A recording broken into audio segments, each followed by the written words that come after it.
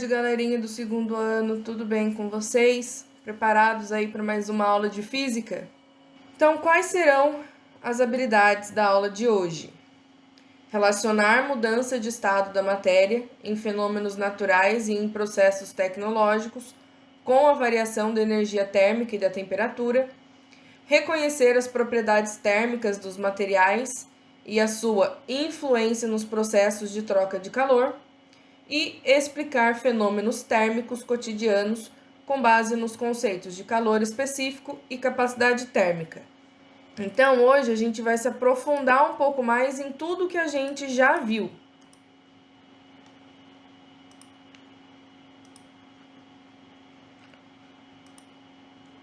Quais serão os temas da aula? Estados da matéria, mudança de estado físico da matéria, calor sensível e calor latente, fenômenos naturais e tecnológicos e algumas atividades que a gente vai resolver. O primeiro tema da aula de hoje são os estados da matéria. Basicamente, existem 5 estados conhecidos, né? Até a última aula eu já tinha falado do quarto estado, mas que a gente não ia se aprofundar muito nele. A gente focou mais nos 3 estados, no sólido, líquido e gasoso. E agora a gente vai falar do quinto estado da matéria. Então, quais são esses 5 estados? É o sólido, o líquido, o gás, o plasma, que eu também já tinha falado para vocês, e o quinto estado, que daí é a novidade, é o condensado de Bose-Einstein. Basicamente é uma luz líquida.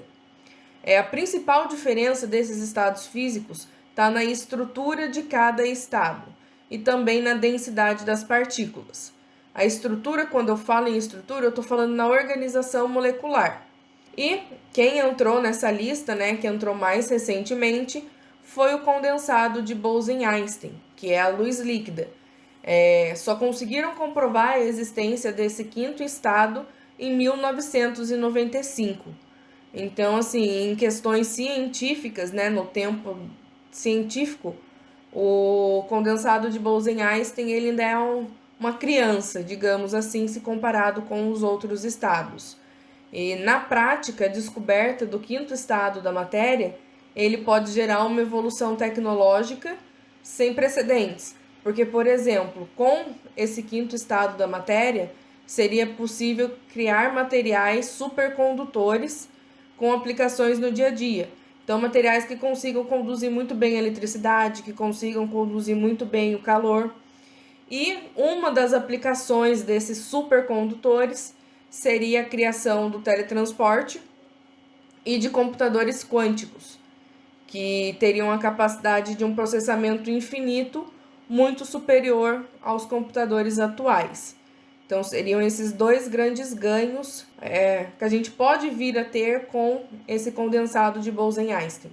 O primeiro estado que a gente já viu é o estado sólido. No estado sólido, a força coesiva da matéria é muito forte e é o suficiente para manter essas moléculas unidas nas posições determinadas. Então, restringe a mobilidade das moléculas, que é o que eu mostrei para vocês num outro esqueminha. As moléculas elas ficam praticamente paradas numa estrutura certinha. Assim, o sólido ele tem a forma definida e um volume definido. E o sólido, a forma do sólido só pode ser alterada através da aplicação de uma força, que daí eu consigo deformar, quebrar, cortar o meu sólido. Caso contrário, eu não consigo alterar a forma desse meu sólido. Os sólidos, eles podem ser cristalinos ou amorfos. E o amorfo, no caso, ele é o contrário de cristalino. O cristalino é aquela substância que ela tem a estrutura molecular completamente organizadinha, que vai deixar a luz passar belezinha. O amorfo não. No amorfo, a estrutura molecular ela já é um pouco mais desorganizada. E existem vários tipos de estruturas cristalinas diferentes. Em uma mesma substância, ela pode ter mais de um tipo de estrutura. Agora, o líquido. Na fase líquida, as partículas de uma substância elas têm mais energia cinética, então as moléculas estão um pouquinho mais agitadas e elas já não têm forma definida, elas possuem apenas um volume definido. A forma varia de acordo com o recipiente. E as partículas do líquido, elas têm espaço suficiente para fluir em volta uma da outra. Então, isso gera a forma indefinida. E como eu falei, eu mudo o recipiente, o líquido muda de forma, mas o volume permanece o mesmo, o volume não se altera. E a força coesiva entre as moléculas, ela é um pouco mais fraca, por isso que as moléculas têm uma mobilidade maior. As partículas do gás, elas têm muito espaço entre elas e elas possuem uma alta energia cinética, mas a força de coesão entre elas é menor, por isso que elas conseguem ficar mais livres. No caso dos gases, eles não têm forma e nem volume definidos. Eles ocupam sempre o espaço do recipiente, então elas sempre vão ter a forma e o volume do recipiente aonde esse gás está guardado. As partículas do gás, elas têm energia cinética suficiente para superar as forças intermoleculares, que é a força entre uma molécula e outra, e por isso elas conseguem ficar mais espaçadas, elas conseguem não ter forma e nem volume definidos. Aí a gente entra no plasma. O plasma, ele não é um estado comum da matéria aqui na Terra. Então a gente não encontra de forma natural, assim como os outros três, que é o sólido, líquido e o gasoso. E, porém, apesar de não ser comum na Terra, é um estado que é muito comum no universo. A matéria do universo, em sua grande maioria, se encontra na forma de plasma. O plasma ele tem partículas altamente carregadas, com energia cinética extremamente altas. E os gases nobres são frequentemente usados para fazer sinais luminosos usando eletricidade e depois de ionizá-los. Então a gente consegue transformar os gases nobres em plasma. Como exemplo, a gente tem o hélio, o neônio, o argônio, o criptônio, o xenônio e o radônio. E se a gente parar para ver, por exemplo, o Sol é formado majoritariamente por hélio, que é um gás nobre, e o Sol, né, as estrelas como um todo, elas são formadas por plasma. Então, o plasma, além de tudo, ele também tem altíssimas temperaturas. Em laboratório, a gente consegue estudar o plasma, porque a gente consegue manter eles nessa alta temperatura. E uma maneira de se obter o plasma em laboratório é pegando um foco de laser de alta intensidade e fazendo esse laser passar por gases, né, que seriam os gases. Aí chegamos no condensado de Bose-Einstein. A gente chama ele de Beck. Né, como eu já falei, em 1995, os cientistas criaram um novo estado da matéria, que é o condensado de Bose-Einstein. E eles usaram para criar esse novo estado a combinação de lasers e ímãs. Aí eles pegaram uma amostra de rubídio e colocaram a temperaturas muito próximas do zero. Enquanto o plasma a gente tem temperaturas altíssimas, o Beck, né, o condensado de Bose-Einstein, ele usa temperaturas muito baixas, ele tenta chegar no zero absoluto. Se vocês lembrarem, o zero absoluto, né, que é o 0 Kelvin, é aquela temperatura onde não existe agitação molecular. Então as moléculas elas ficam completamente paradas. Como as moléculas estão praticamente paradas, também não existe energia cinética sendo transferida de um átomo para o outro. E o Beck, né, ele é usado para estudar a mecânica quântica em um nível macroscópico. E como essas moléculas elas ficam ali praticamente paradas, é como se a gente conseguisse criar um superátomo, porque esses átomos eles começam todos a se aglomerar. Então eles estão todos paradinhos ali e é como se formasse um superátomo. E o Beck a gente usa ele para simular condições que a gente pode aplicar em buracos negros.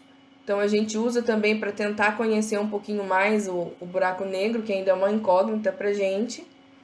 E eles são um fluido que a gente chama de superfluido, porque eles não apresentam fricção. Fricção seria o atrito. E nesse caso, os fluidos eles não teriam atrito. Por isso que seriam supercondutores também. E como eu já tinha falado, o Beck ele poderia estabelecer o teletransporte, né? Através dele pode ser que a gente consiga criar o teletransporte. Inicialmente, teletransporte de objetos. Não começaríamos logo de cara com o teletransporte de seres vivos. Então, aqui, ó, de forma resumidinha, os 5 estados da matéria, para a gente entender como que fica as moléculas, né, as partículas e a diferença entre eles. Então, como eu falei, a principal diferença, ela está na estrutura de cada estado, né, na densidade das partículas. Então, o sólido que a gente tem aqui, no estado sólido, a força coesiva da matéria ela é forte o suficiente para manter as moléculas ou os átomos nas suas posições determinadas, e restringe a mobilidade dessas partículas. Então, o sólido ele fica aqui tudo agrupadinho, organizadinho, e a movimentação é uma movimentação restrita. Eles não podem sair ali da ordem onde eles foram colocados. Aí a gente vem para o líquido. Os líquidos, eles têm mais energia cinética, né, do que o sólido, só que eles são mantidos ainda em um arranjo regular. Eles não estão muito próximos, uma molécula não está muito próxima da outra, mas ainda assim eles possuem um volume definido, apesar da forma conseguir variar. A estrutura deles não é tão rígida, mas o volume permanece constante. Depois a gente vem aqui para os gases. Nos gases, eles já têm bem mais espaço entre eles, né? As moléculas já estão muito mais espaçadas e eles conseguem se espalhar por todo o recipiente que comportam eles. Então, eles preenchem o recipiente por completo, porque a força intermolecular é bem menor. No plasma, ele, como eu já falei, não é um estado da matéria comum aqui na Terra, a gente não encontra de forma natural, mas pode ser encontrado de forma natural no universo. E basicamente o plasma são partículas altamente carregadas com energia cinética extremamente alta e basicamente, como eu falei, as estrelas são formadas por plasma. E o último e mais recente estado da matéria, o Beck, ele que também ficou conhecido como luz líquida, é quando os átomos de um gás têm baixa densidade e são resfriados até chegar próximo do zero absoluto. E eles se agrupam, vocês podem ver aqui que eles estão todos bem juntinhos, diferente do sólido. O sólido, apesar de ter uma posição definida, eu tenho espaçamento entre as partículas, entre os átomos, entre as moléculas. Já aqui no condensado de Bose-Einstein, não. Fica tudo juntinho mesmo.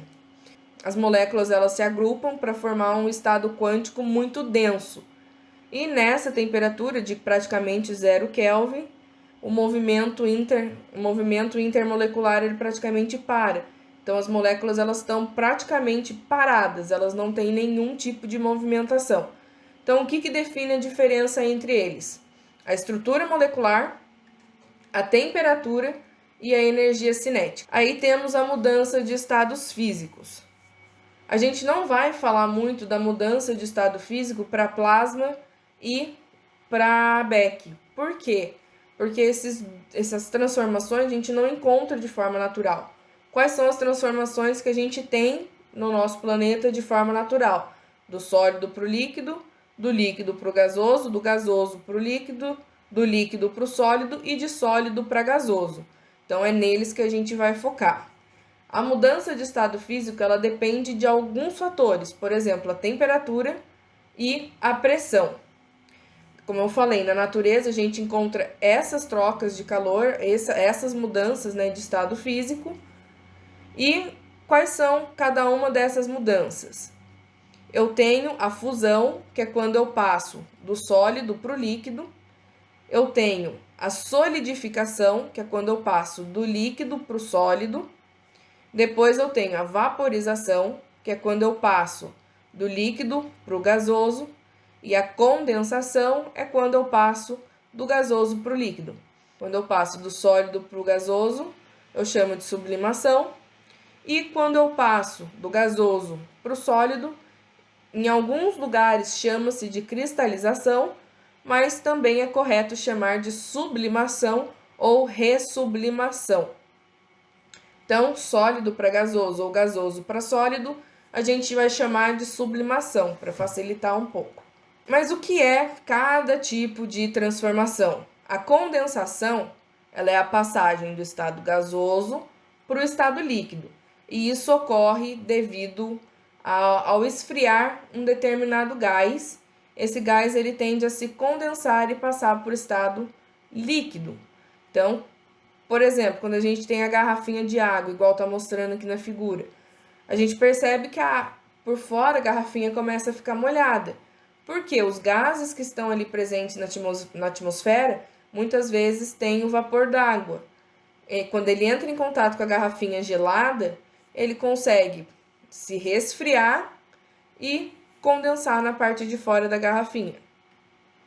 Mas aí a gente tem condensação e liquefação. Os dois são a mesma coisa? Não.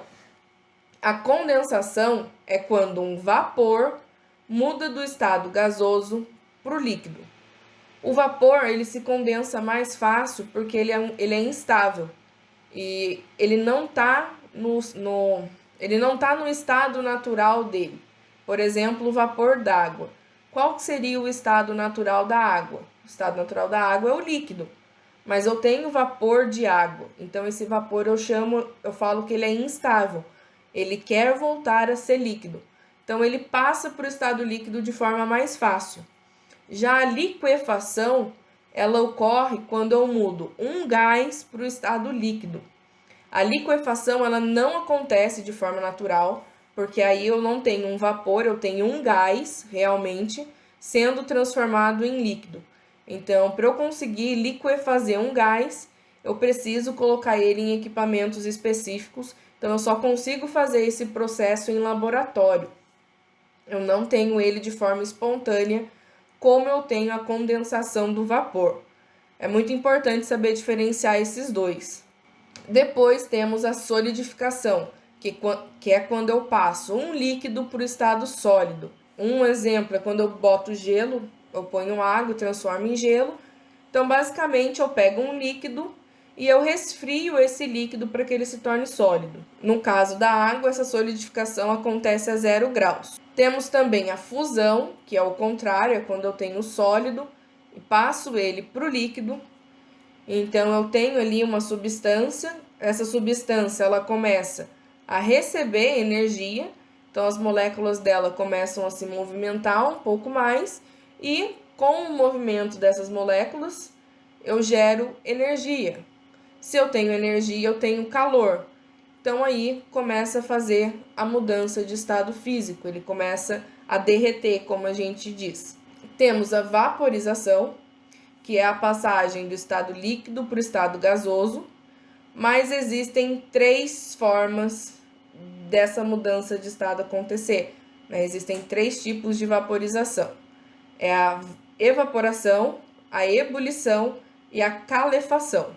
A evaporação, basicamente, é quando acontece a vaporização à temperatura ambiente. É uma vaporização de forma espontânea, de forma natural. Um exemplo da evaporação.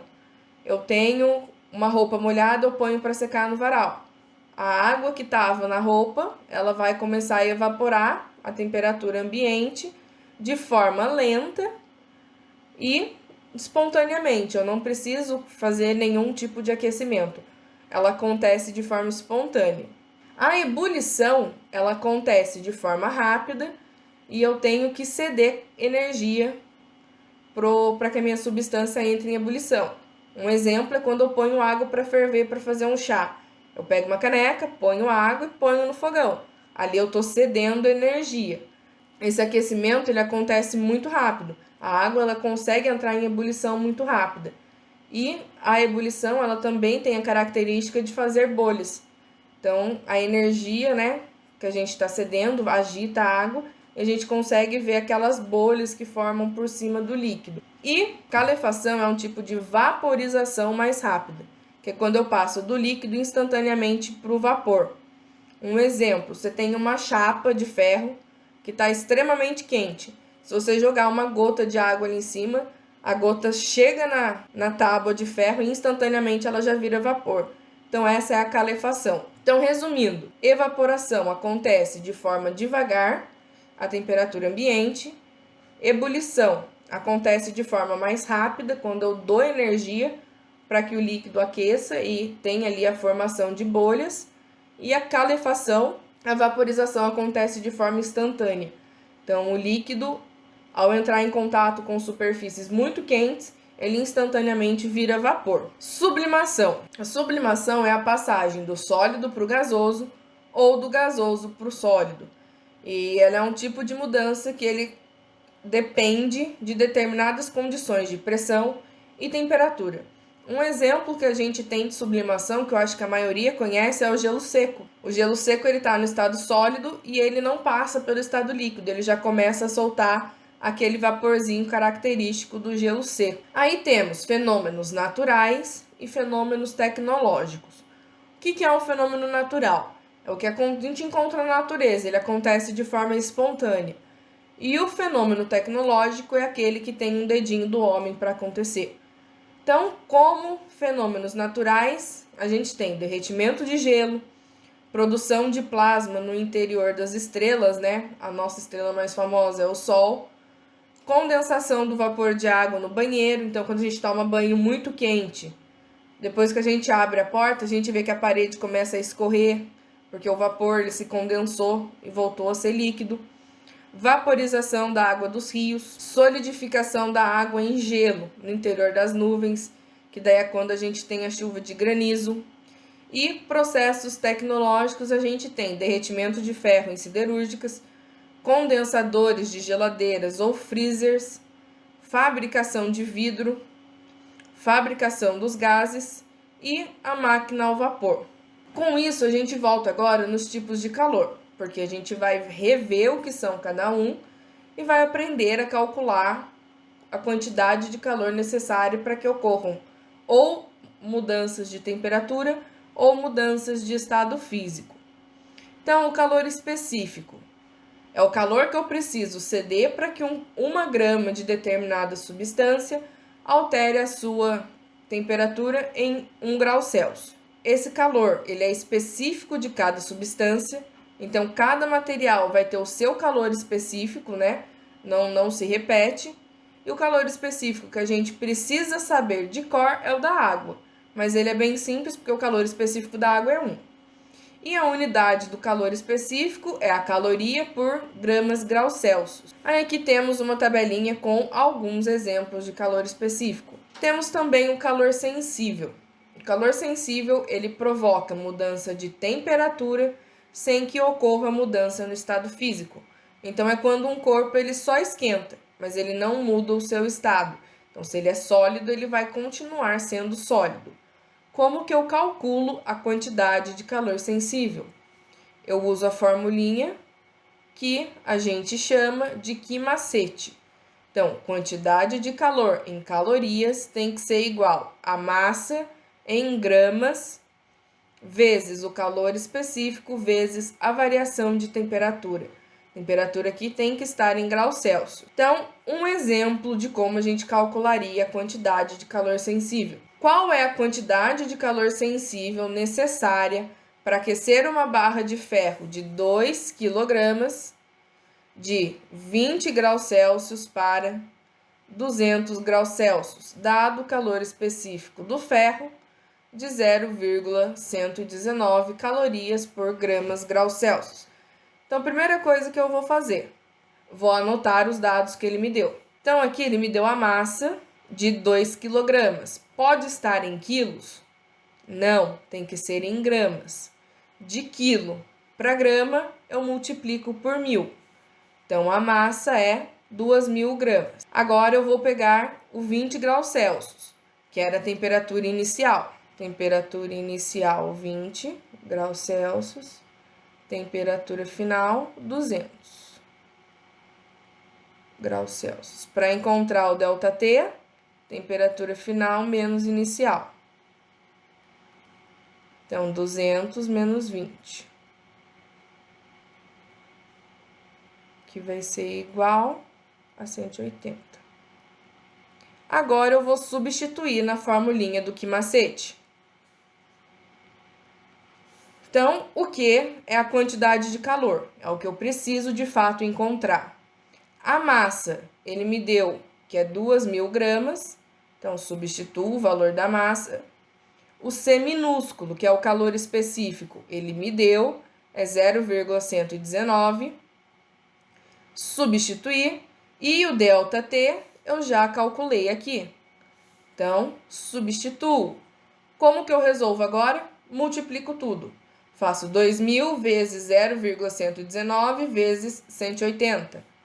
Fiz a multiplicação, cheguei em 42.840 calorias. A unidade da quantidade de calor sempre vai ser em cal, que é caloria. Terminei aqui a minha primeira conta. Só que, calorias está certo? Sim, caloria está certo. Mas em alguns casos, pode ser que ele peça em quilocalorias. Como que eu transformo alguma coisa para quilo? Eu divido por 1.000. Então, 42.840 dividido por 1.000 é a mesma coisa que 42,84 quilocalorias. Mas isso aqui é só se o enunciado pedir, senão a gente acaba a conta aqui mesmo e deixa o resultado em calorias. Aí vem o calor latente. Calor latente é quando tenho mudança de estado físico, mas não tenho mudança de temperatura. Então, por exemplo, o gelo, quando vai derreter, ele primeiro muda o estado físico de sólido para líquido, para depois começar a mudar a temperatura. A fórmula que eu uso é o Q melado. Quantidade de calor, o Q em cal, tem que ser igual a massa vezes a constante de proporcionalidade do calor latente. Essa constante também, cada material tem o seu valor. E ainda tem uma divisão nessa constante, porque eu tenho a constante de fusão e a constante de vaporização. Então, aqui é a tabelinha com o valor das constantes. O valor da vaporização, a constante de vaporização, ela é mais alta porque eu preciso de muito mais energia para transformar de líquido para gás do que para transformar de sólido para líquido. Exemplo: qual a quantidade de calor necessária para que 1 litro de água vaporize, dado a densidade da água igual a 1 grama por centímetros cúbicos e a constante de vaporização da água igual a 540 cals por gramas. Então, aqui a primeira coisa que eu tenho que fazer é encontrar a massa de água que eu tenho. Ele me deu a densidade. Aí eu tenho que lembrar lá do conceito de química. Como que eu calculo densidade? Densidade é a massa dividido pelo volume. Para eu encontrar a massa, eu faço a densidade vezes o volume. Então, eu tinha 1 litro de água. O que é esse 1 litro de água? É volume. E a densidade era de 1 grama por centímetro cúbico. Eu tenho que transformar litro para centímetros cúbicos, porque aqui a densidade está em centímetros cúbicos. Então, 1 litro equivale a 1.000 centímetros cúbicos. Aí eu faço a substituição. Eu encontrei que a massa é igual a 1.000 gramas. Depois que eu encontrei a massa, eu aplico na fórmula do calor latente. Qual que é a fórmula do calor latente? O Q melado. Quantidade de calor é igual a massa vezes a constante. Então, quantidade de calor é igual a massa, que eu encontrei que é 1.000, vezes a constante que ele me deu, que é 540. 540 vezes 1.000, 540.000 calorias. Se eu quiser transformar para quilocalorias, é só eu dividir por 1.000, que daí equivale a 540 quilocalorias. Temos também a capacidade térmica, que é a quantidade de calor que o corpo precisa receber para que a sua temperatura varie em 1 grau. Eu posso calcular a capacidade térmica de duas formas: com relação à quantidade de calor e à variação de temperatura, que é essa primeira fórmula, ou com relação à massa e ao calor específico. Então, vou calcular dessas duas formas para mostrar para vocês como é que faz. Calcule a capacidade térmica de 100 gramas de areia, então isso aqui eu sei que é a massa, dado o calor específico da areia, igual a 0,2. Se ele me deu a massa e o calor específico, eu sei que é a segunda fórmula. Então, capacidade térmica, representada pelo C maiúsculo, para não confundir com o calor específico, que é o C minúsculo, tem que ser igual a massa vezes o calor específico. Substituir a massa, ele me deu que é 100, já estava em gramas, não preciso transformar, vezes 0,2, que é o calor específico. Faço a multiplicação, 100 vezes 2 igual a 20. A unidade do calor específico é a caloria por graus Celsius, tá? E terminamos aqui. Agora a gente vai fazer um exemplo para calcular a capacidade térmica através da quantidade de calor e da temperatura. Se um corpo de capacidade térmica é igual a 25 cal por graus Celsius, então aqui ele já me deu a capacidade térmica. Isso aqui é o valor do C. Recebe calor de uma fonte durante 20 minutos com taxa constante de 50 calorias por minuto. Então, ele ficou 20 minutos recebendo 50 calorias. A cada 1 minuto, ele recebia 50 calorias. Eu quero saber qual foi a variação da temperatura. Primeira coisa que eu vou fazer é encontrar a quantidade de calor que eu forneci, porque eu sei que a capacidade térmica é igual à variação da quantidade de calor dividido pela variação da temperatura. Então, eu consigo achar a temperatura com esses dados. Primeiro, eu vou calcular o quanto eu recebi de calor. Então, eu faço a quantidade de calor vezes o tempo que eu fiquei recebendo essa energia. Então, eu recebia 50 calorias por minuto. Então, quantas calorias eu recebia? 50. Eu fiquei quanto tempo recebendo essas calorias? 20. Então, eu tenho que multiplicar 50 vezes 20, que deu 1000 calorias. Então, nesse processo inteiro, o corpo recebeu 1000 calorias. Agora sim eu consigo achar a variação de temperatura. A capacidade térmica é igual a quantidade de calor dividido pela variação de temperatura. Substituir a capacidade térmica, ele me deu que é 25, pus o 25 aqui. O ΔQ é o que eu calculei aqui no comecinho, né, que deu 1000, pus o 1000 aqui. O ΔT é o que eu preciso encontrar. Como que eu faço para isolar o ΔT? Troco de lugar com o 25, ok? Então, fica ΔT igual a 1000 dividido por 25. Faço a divisão, 1000 dividido por 25 deu 40 graus Celsius. Então, a variação da temperatura foi de 40 graus Celsius. Chegamos, pois, então, às primeiras atividades. Então, primeira atividade é o fato ou fake, né? O nosso verdadeiro ou falso. Então, aqui no verdadeiro ou falso, vocês vão ler essas alternativas e vão anotar na frente se ela é verdadeira ou se ela é falsa. Atividade 2. Quais são as diferenças entre evaporação e vaporização? 3. Quais são as diferenças entre ebulição e calefação?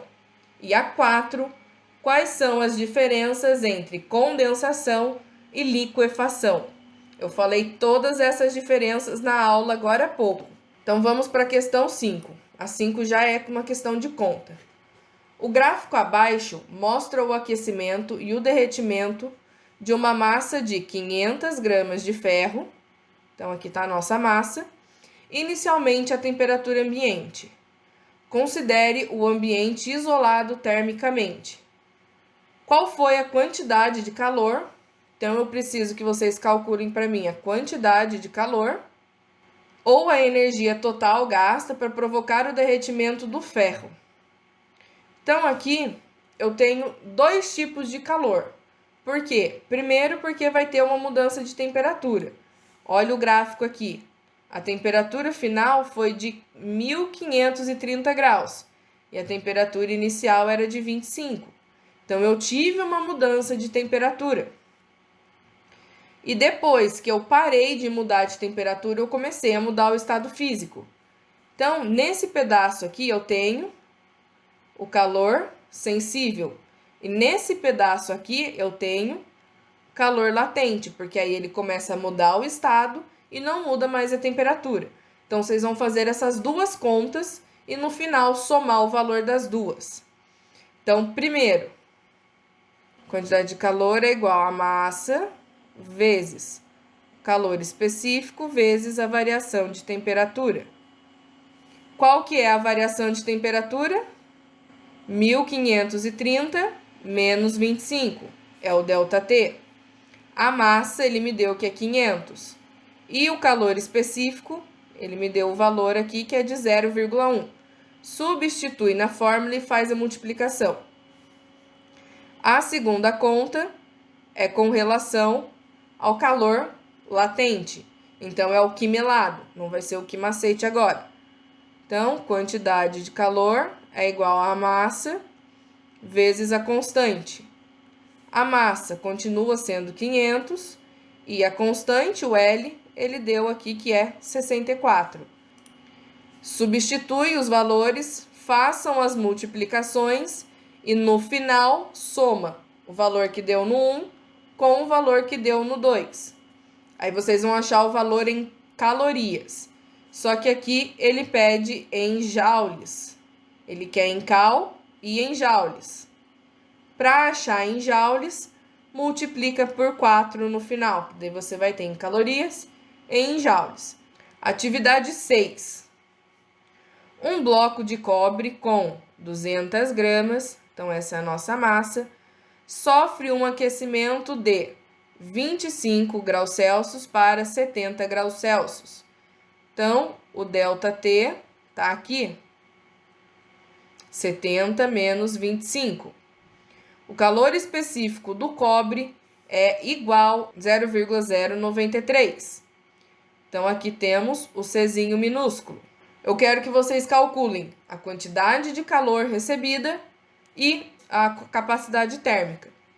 Então, na letra A, vai usar o quimacete. E na letra B, vocês podem escolher qual fórmula vocês vão usar da capacidade térmica. Pode fazer capacidade térmica igual a quantidade de calor dividido pela variação de temperatura, ou capacidade térmica é igual a massa vezes o calor específico. Vocês já têm todos os valores aí. Na 7. Sabendo que o calor específico do ferro é de aproximadamente 0,1, então esse é o nosso Czinho, calcule a quantidade de calor, então eu preciso achar o Q, para elevar em 15 graus a temperatura de um pedaço de 80 gramas, então essa é a massa desse material. Se é elevar a temperatura, é o calor sensível, então é o quimacete. Massa vezes calor específico vezes ΔT. Aqui ele falou elevar em 15 graus, então ele já deu o ΔT. Esse aqui já é o valor do ΔT, não precisa calcular. Só substituir e fazer a multiplicação. Então, a questão 8. Um bloco de gelo de massa 200 gramas, então temos aqui nossa massa, encontra-se a 0 graus. Calcule a quantidade de calor necessária para derreter esse bloco. Então, se eu vou derreter, é calor latente. Então, quantidade de calor é igual a massa vezes a constante de fusão. Aqui ele já me deu a constante de fusão. Então, é só substituir. Faz a massa vezes a constante de fusão. E a última, acha a quantidade de calor que devemos ceder a uma massa de 400 gramas de álcool, então a massa está aqui, de álcool etílico, para que ele se transforme em vapor. Se é para mudar de estado físico, é o quimelado. Então, quantidade de calor igual a massa vezes o L, neste caso de vaporização, que ele já me deu aqui. Então, só substituir e multiplicar. Bom, galerinha, então é isso. Terminamos a nossa aula de hoje. Espero que vocês tenham gostado. Espero que não tenham ficado com nenhuma dúvida. E até a nossa próxima aula, semana que vem. Tchau, tchau!